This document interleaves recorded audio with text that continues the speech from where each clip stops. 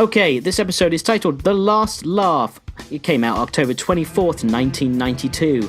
Directed by Kevin Altieri, written by Carl Swenson and Sean Catherine Derrick.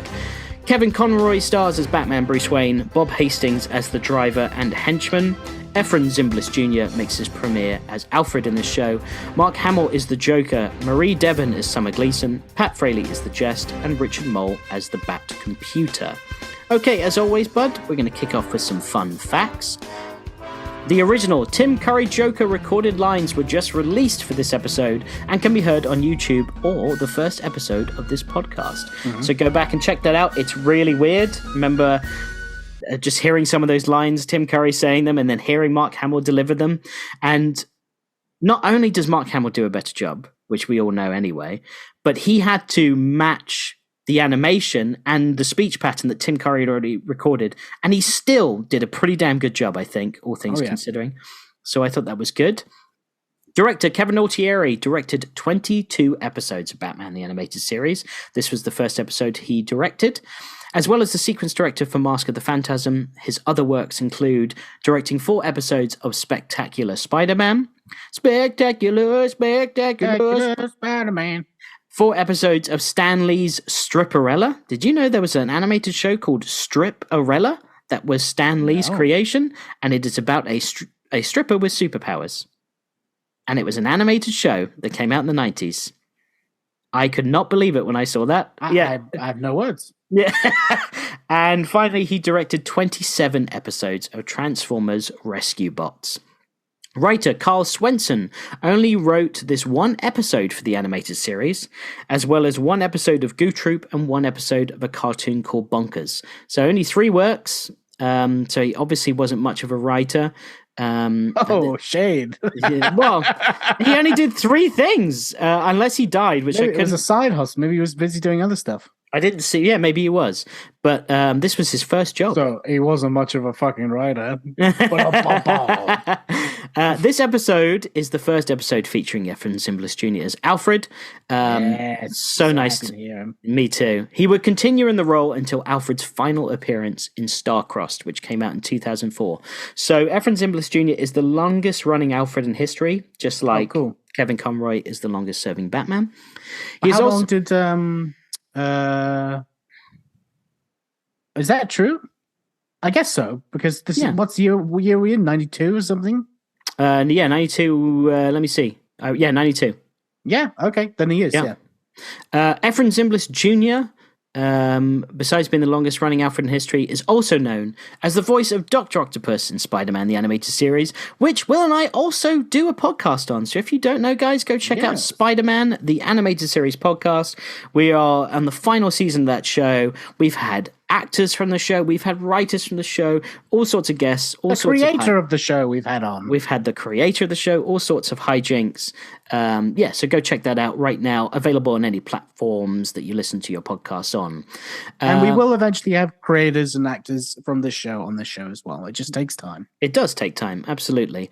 Even talking to some right now. That's right. It's finding the schedules. Also, he played Justin Hammer in Iron Man the Animated Series, which is interesting. And a number of other roles, including voice work in Gargoyles, Mighty Ducks.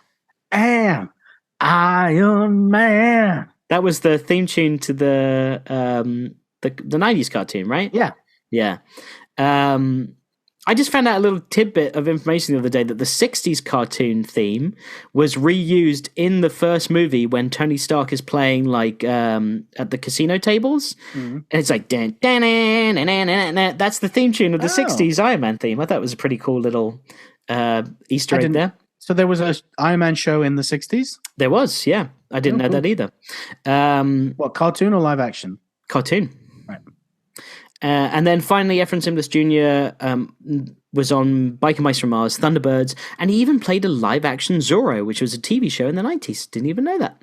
But he played Zorro. One of my side dreams is like if my comic sells on Kickstarter and then I start snowballing it, I would love to start making licensed books, and I would love to do like licensed books of Biker Mice from Mars and Street Sharks. Like I want to swoop up those childhood like B-side properties, even Z-side, you could say. But I would love to do that. Anyway, sorry, that's a side. Yeah, I love that. You said Biker Mice from Mars, and I was like, oh man, that'd be so much fun. Those toys were great. They were great. The little helmets that you stick shaped right over their heads. And we used to use that motorcycle for all other games as well. Like that chopper that one of them had, we used to use in tons of games we played with other action figures. Yeah. Okay, more fun facts. The producers learned a way around broadcast standards and practices in Batman's fight with Captain Clown. Bruce Timm is quoted as saying, "We found out that we could beat the crap out of him because he's a robot. It was great. We had Batman pick up a pipe and bash him in the head, and there was no objection." Easy way. It was really, really effective. When Batman hits him and the face comes off, if you notice, the background is just a matte painting of the robot, so it's far more detailed. Yes. Except for the flashing light on his eye. So you remove that clown cartoony skin, and then in the background it's just a solid matte, like super detailed painting. Mm-hmm. And that really added to the impact. Like, I found that scary as a kid, that robot. Like, did you? Yeah, Captain Clown scared the shit out of me. Wow, I didn't know that. Today I was like, still like, that's pretty fucking scary. Because he doesn't say anything, right? And he's just like an indestructible beast. Batman, like, this is the closest Batman's ever been to death constantly in this fucking episode. It's insane. It is.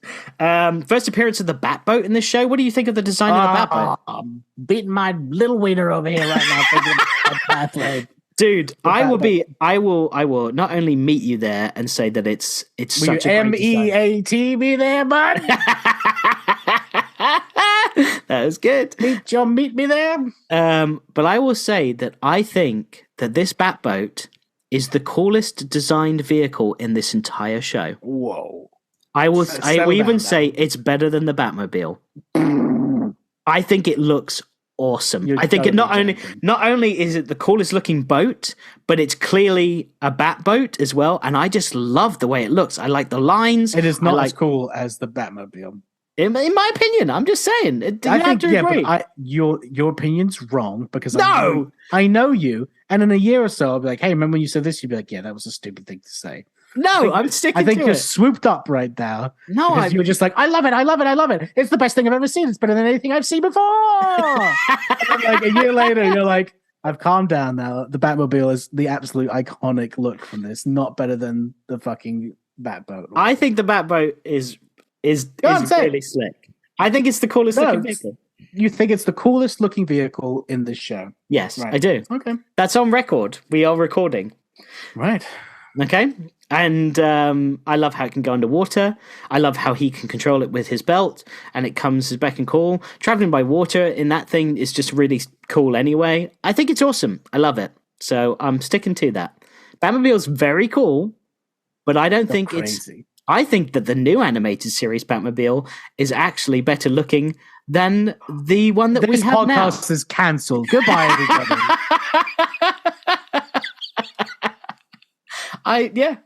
That's my opinions. I probably would change them in a year, but those are my opinions right now. You're a scoundrel. All right, continuing on. Bruce Timm stated he wasn't too fond of this episode, negatively comparing it to a Super Friends episode because Joker has no real motive for his actions. Later episodes would get around this by having Joker's motive often boil down to just plain old insanity. And I think that's true. It's his motive is very weird and not really clear. I remember saying to you before we watched this one, like, I remember not really liking this one. So I went in with really low expectations, but I really enjoyed this episode this time. I did too, and I've got a lot of specific reasons. Yeah, me too, and I'm sure we'll get into it. And there's a lot of nostalgia related to it as well. But the one thing I will say about the Joker in this episode is it's like a combination of the original comic book Joker. This is like his version of poisoning the water supply, like he does in the comics. And then it's got Batman 66 still because it's the Joker like hiding in a submarine and then being like, ooh, I'm going to go steal jewels and all of that. But you're missing a heavy injection of Batman 89. He's gassing all of Gotham. He's got news reporters reporting on it. It's super Batman 89. That's true. That's why I actually really liked it because like the fact that Bruce Timm said like, oh, he didn't have any motive. I'm like, well, do you actually know the fucking Joker? Because like he doesn't need a motive to do these things. Like it's chaos, right? Or it's just to play with Batman, and he plays with Batman so fucking He hard does. in He this does. Yeah. episode. That's why I really liked it. I was like, oh, this to me is the and even at this early stage, Kevin Conroy sounds like he's really fucked off at the Joker, right? Like, Yeah. like you could see, like he's like, you are my arch nemesis, like big time. Like I hate you so much. Yeah. I think this episode actually was fantastic. It was super good. super 89 to me personally.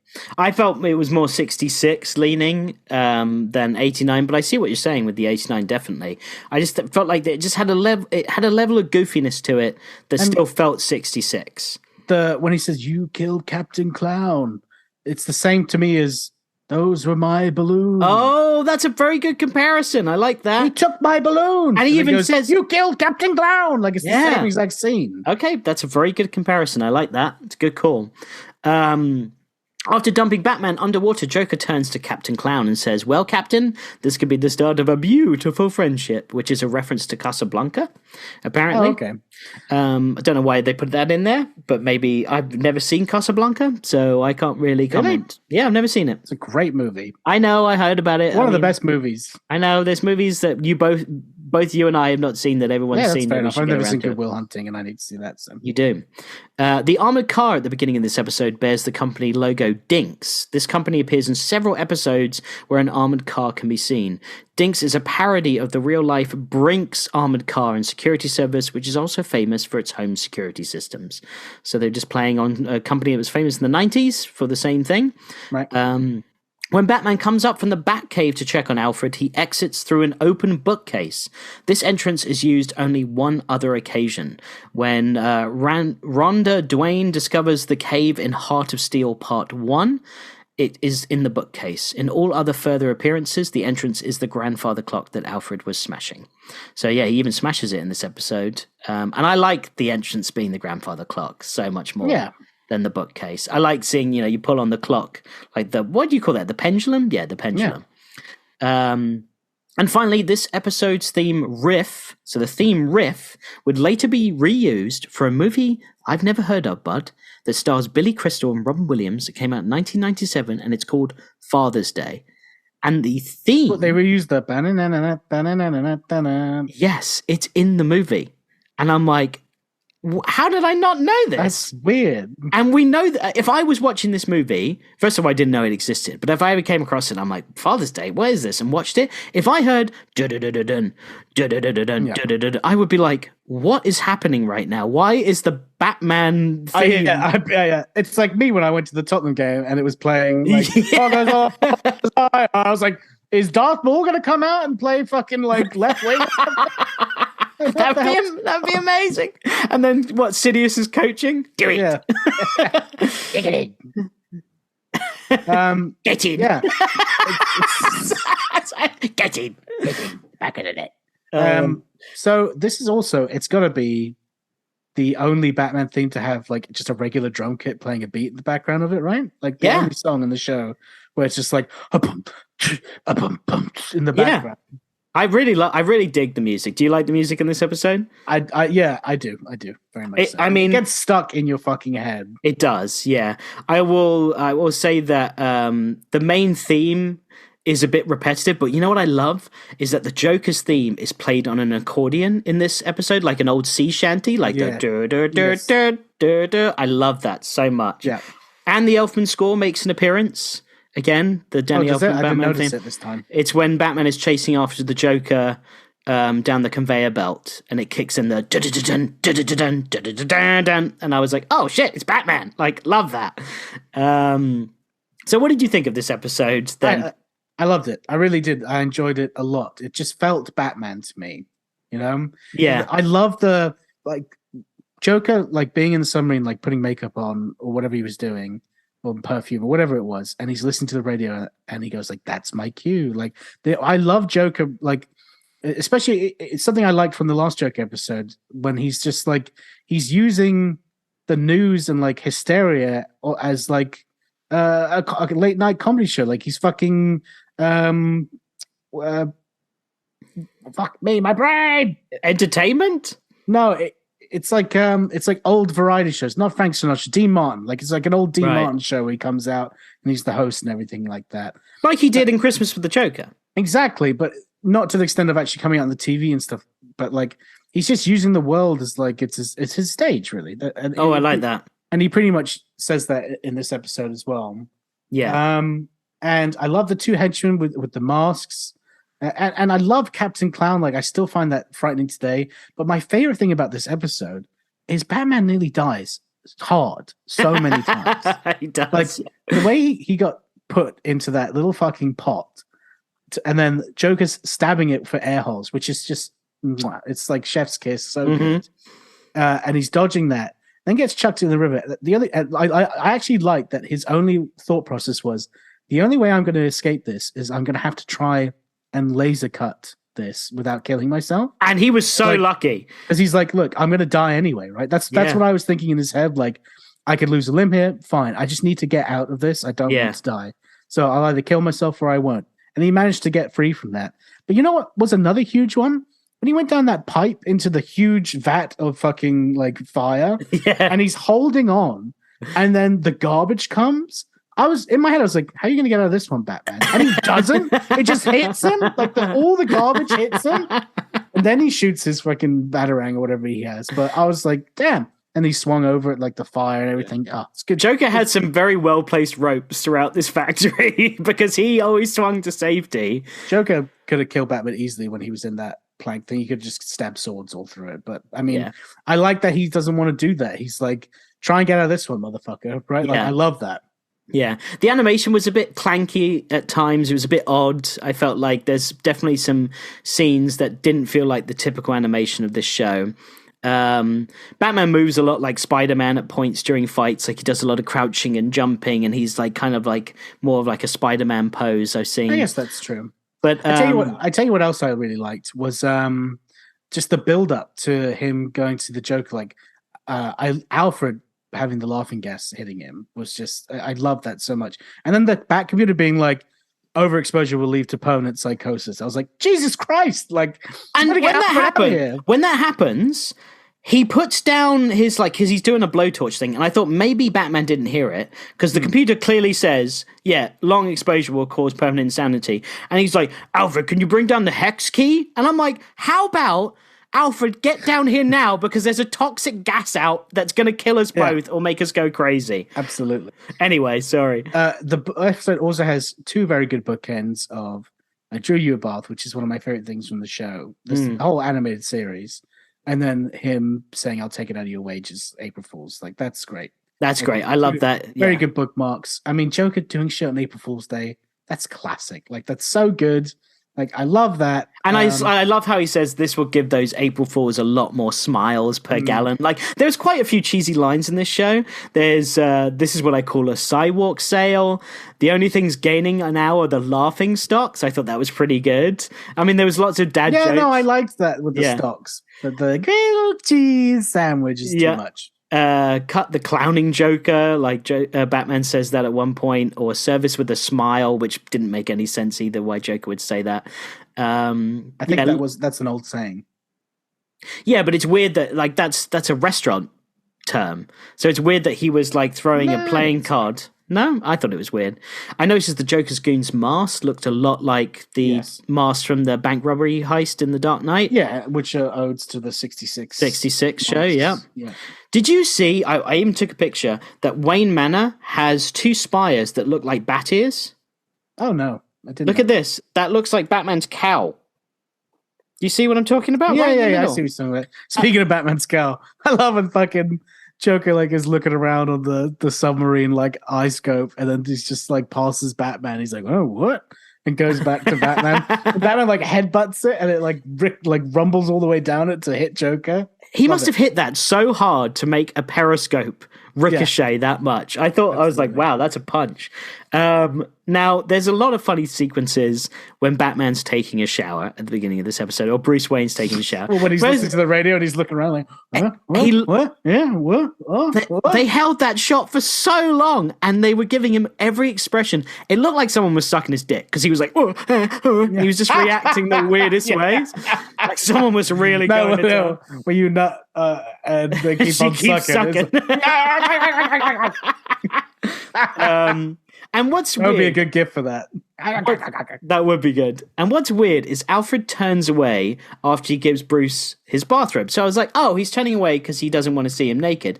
But Bruce comes out of the shower butt fucking naked and smiles at Alfred and makes eye contact with him before he's given the bathrobe. Close. I know, but I'm like, what, Alfred? Why are you turning around? You've just seen his respect. You just seen his bat belt, clear as day. Bat belt wasn't the best comparison, but He was Batarang in it. Ah, that wasn't good either. Batarang. I love. Speaking of Batarangs, there's Batman ninja stars in this episode. There are, yeah. I was going to say those are a cool little weapon that we don't see a lot. Did you see the Joker's goons had green and purple scuba gear? I thought that was really cool. Mm-hmm. I really like that extra touch. What do you think of Joker's look in this episode with the fishbowl helmet? Love it. Yeah, I think it works. Mm-hmm. Yeah, I think that's cool. Let's see. Always love Joker in a little outfit. We've got Batman Insanely Lucky, as we've said. Yeah, Joker in a little outfit's fun. Okay, this is what I wanted to talk to you about. So near the end, when Joker's on the conveyor belt, he's sitting on top of the crushed Captain Clown. Yeah. And what I love is he's just cross-legged. He's smiling ear to ear, evil as fuck, and he's not moving. It's like he's a porcelain doll or something. He's just literally like smiling like a maniac. Like he's been gassed or he's been like shut down like a robot and he's just waiting for Batman to come to be activated again. And I just love how he was just like, okay, whilst I wait for Batman, I'm just going to sit here smiling like a maniac and not move a muscle. Really freaky. I thought that was really well done. I like that a lot. I like it a lot. Batman definitely got roasted on his butt when he was going over those flames. Yeah, but I really thought that was cool, though. Like, he's, so close to being killed many times. Yeah. Many times. And you're right, like, the Joker in this, he definitely has great moments. Like, when he's going down that tube face first, and he's, like, resting his chin on his arms, and he's, like, kicking his feet like he's having such a nice time.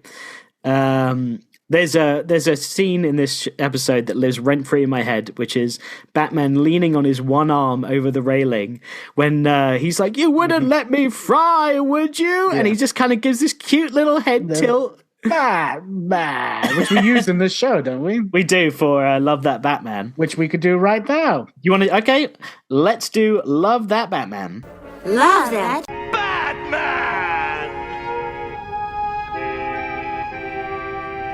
All right, so for any listeners that don't know, every time we watch an episode, because Batman is so cool and he does so many cool things in the show, we thought each episode we're going to pick our favorite Batman moment. So, what is your Love That Batman moment for this episode? It's really quick and subtle, but it's Joker and his henchmen think that Batman's long gone and dead. Batman comes and then he's there. And he's standing there like a fucking statue with a gas mask on, and the wind blows his cape from one side to the other. That's mine. It. But I was like, that's so Batman. Yep. Love that Batman. That was mine too. I'm glad we got the same one. I love that. Yeah, just the way he's just like, when Joker turns around, he's like, what are you fools? And then he goes, Batman! Like, I can't believe you're here. And you hear, dun, dun, dun, dun, as the cape blows open. The wind on the cape is great. Like, he could have just been a still image there and like a pan up to him or something. But nope, they went the extra mile with the wind blowing. Yeah, and the gas mask on too. Like, he's ready for the fight still. I love that, yeah. That was like one of the things as a kid I loved about Batman is when you think you've defeated him and he would just show up and they would be like, how are you still alive? And he's just... You're still living? That's the second episode you quoted that in. So, yeah, towards the end... Almost lost my cool there. Towards the end, Batman pulls the Joker up from the flames, and the Joker's sitting there on the side, like whatever you want to call it, like the walkway, I guess, over the flames. And Batman's catwalk, thank you. And Batman's just standing there, and then they cut to Wayne Manor, and I just had a little thought to myself. Where I'm like, what went on between Batman and Joker after that? Because he obviously had to take him to Arkham, yeah? Because they stand there, Batman's standing there, Joker's sitting there, and there's like a moment of silence before they cut. And I'm like, so what does Batman do in that situation after that? Is he just like, all right, well, this has been fun, but put your hands behind your back and put the cuffs on. And then they've got to leave the factory They've got to get in the bat boat. No, I think he knocks them out, right? Or he ties up his mouth and everything like that. So that would be Batman. He gags him. Yeah, because you got to get in the. I'm into that type of stuff. But also, like, you got to drag Joker. I like to bind. I like to be bound. Bat bound. It's got to be funny. Bat everything. Bat bound. Yeah, he's got to drag him out of the factory, put him in the bat boat, go to Arkham. Yeah, it's the admin of the job, isn't it? I know, you never see it. The only time you've ever seen it is in the Arkham Asylum video game, when that's the opener, which is Joker's in the Batmobile, and he's just like talking to himself like a maniac, and Batman's quiet the whole time. So I thought maybe that would be something like that. Oh, you could make a good little Batman story, is how he gets like Joker from point A to point B. Yeah, every time he catches him. Yeah, I like that. And then at the end, we got Bruce giving Alfred some April Fool's joke by repayment of the broken vase, which is a great way to end it. And that is the end of the episode. So would you say that you enjoyed this episode more than the Man-Bat? Or would you still say the Man-Bat is the best one so far? I'd say that I would. I think the Man-Bat is beautiful. It's classy. It's cinema. Yes. Where I had more fun watching this. Okay. Because there was nostalgia, and I love the score and the fit, and Joker's like my favorite character of all time. So just like I was very much into it. But I would say that the Man-Bat is a better made episode for sure. I agree. I think Under the Wings is still my favorite so far, but this is a very close second. I really enjoyed this, and nostalgia. I watched this episode a lot as a kid. It reminded me of being a kid. It reminded us being in New Jersey in the basement watching this on our TV. Like, It had a lot of memories, so it was really great to watch it again. Next up, our episode to watch is Pretty Poison, which is the premiere episode of Poison Ivy, which will be exciting to watch. I haven't seen that in like 10, 15 years. I think it's a good one, so I'm looking forward to seeing it.